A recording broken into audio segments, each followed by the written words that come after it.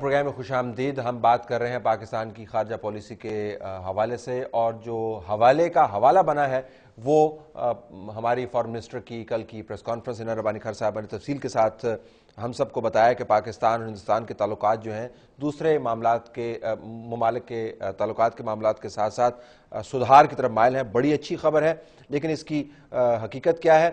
کشمیر کے اوپر جانے سے پہلے ناظرین ہمیں یہ بھی دوبارہ دہرانا ہوگا کہ ہندوستان کے پرائم منسٹر نے تمام تر سپرٹ اور تمام تر پازیٹیوٹی اور تمام تر جو ٹرسٹ ڈیفیسٹ کی کمی اور ٹرسٹ ڈیفیسٹ کا جو نیگیٹو زون کے اندر جانا, ان تمام معاملات کے باوجود انہوں نے پاکستان آنے سے انکار کر دیا ہے.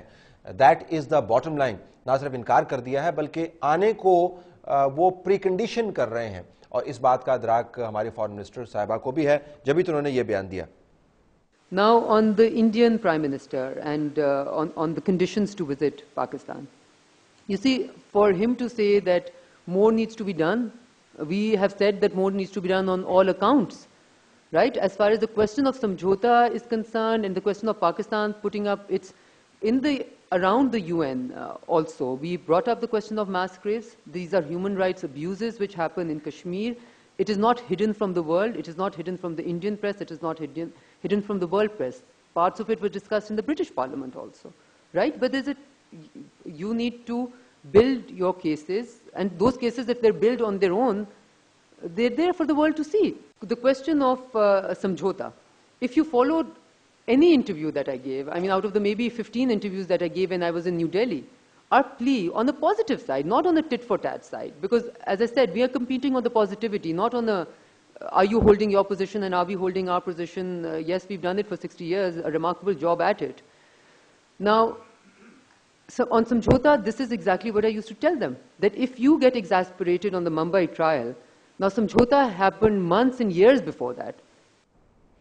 ایک تو ناظرین بنیادی بات یہ ہے کہ جو انٹرویوز دیے جاتے ہیں وہ ڈائلاگ کا حصہ نہیں ہوتے. انٹرویو کے اندر تو ہمارے یہاں پہ روز لوگ انٹرویو آ کے دیتے ہیں اور پتہ نہیں کیا کیا کہہ کے چلے جاتے ہیں, جب اسٹوڈیو سے باہر نکلتے ہیں تو پھر پتہ نہیں حقیقت کیا ہوتی ہے. تو انٹرویوز کے اندر کتنی مرتبہ سمجھوتے کا آپ نے نام لیا اور سمجھوتے کا نام لے کر کیا کام کیا, وہ ایک علیحدہ بحث ہے. ہم بات کر رہے ہیں کہ ہندوستان کے ساتھ جب بات چیت ہوتی ہے تو اس کے اندر وہ معاملات جہاں پر پاکستان کا کیس تگڑا ہے, کیا ہم تگڑے طریقے سے بیان کر رہے ہیں یا نہیں کر رہے.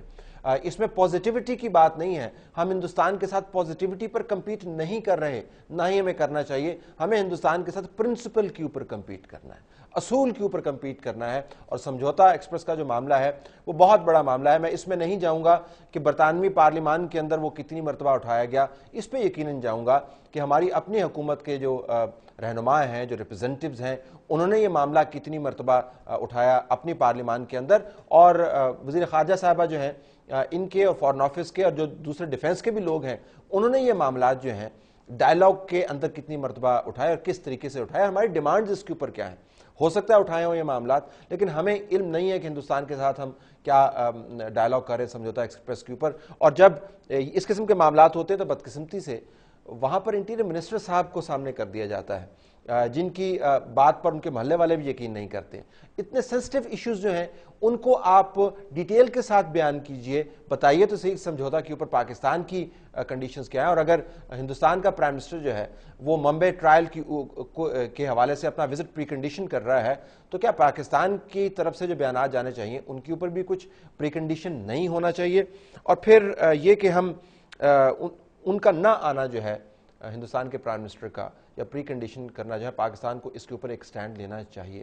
اگر واقعتاً کنسٹرکٹیو ڈائلاگ ہے, اگر واقعتاً ہیڈ وے ہے, اگر واقعتاً نیگیٹو زون سے پازیٹیو زون کے اندر آ گئے ہیں, تو پھر ہندوستان کے پرائم منسٹر کی طرف سے یہ بیان جو ہے وہ جچتا نہیں ہے, وہ اسپرٹ کے بالکل خلاف ہے. اور اگر خلاف ہے تو اس کے اوپر ہمیں یقیناً سٹینڈ لینا چاہیے.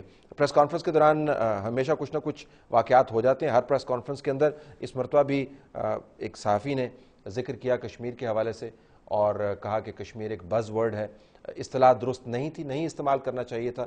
اس کا بھی تجزیہ ذرا کرتے ہیں, دیکھتے ہیں کہ جب یہ بیان آیا تو فارن منسٹر صاحبہ نے اس کے اوپر کیسا تبصرہ کیا. Mr. in your opening remarks, one buzzword was conspicuously missing, and that of Kashmir. First of all, Kashmir to me is not a buzzword. Kashmir to me is a dispute. The dispute of Jammu and Kashmir I would never want to put as a buzzword. Buzzwords have a completely different meaning. To Pakistan, Kashmir is far more important than a buzzword. In my opening statement, I have referred to the fact that we had discussion over everything, and I raised the word Kashmir within that very, very clearly.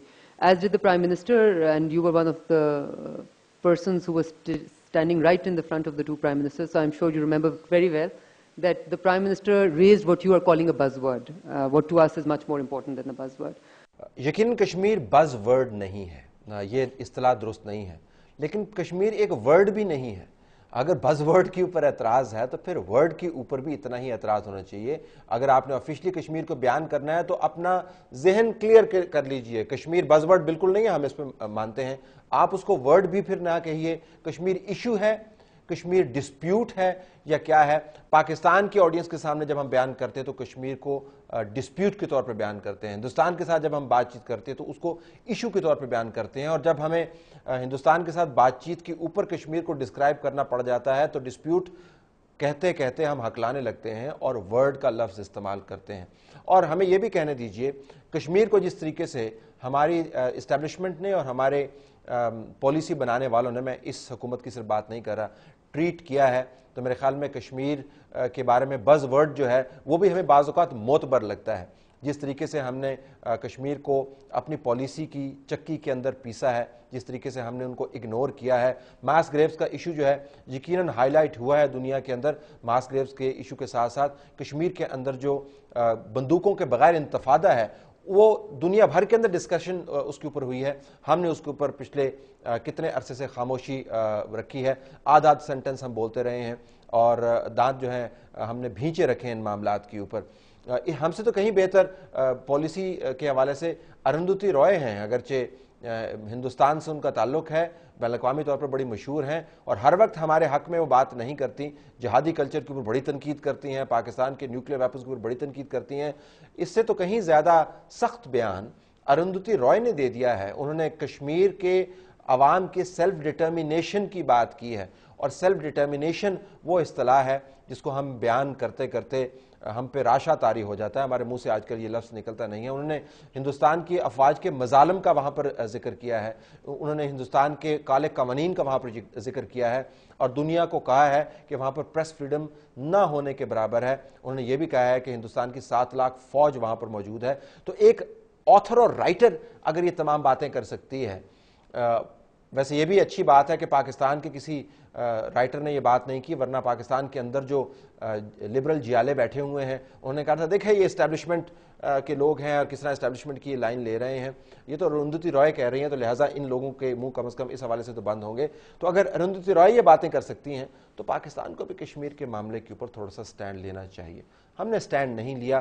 اب یہ ایک فروہی سی بات ہے کہ بز word اس کو کہنا چاہیے, میں نے تو پہلے کہتے نہیں کہنا چاہیے, لیکن اگر بز ورڈ نہیں ہے تو پھر ورڈ بھی نہیں ہے. بریک کے بعد واپس آتے ہیں ناظرین, تو دیکھیں گے کہ ہندوستان پاکستان کے معاملات پھر اگر اتنے اچھے نہیں ہیں تو حقیقت کیا ہے.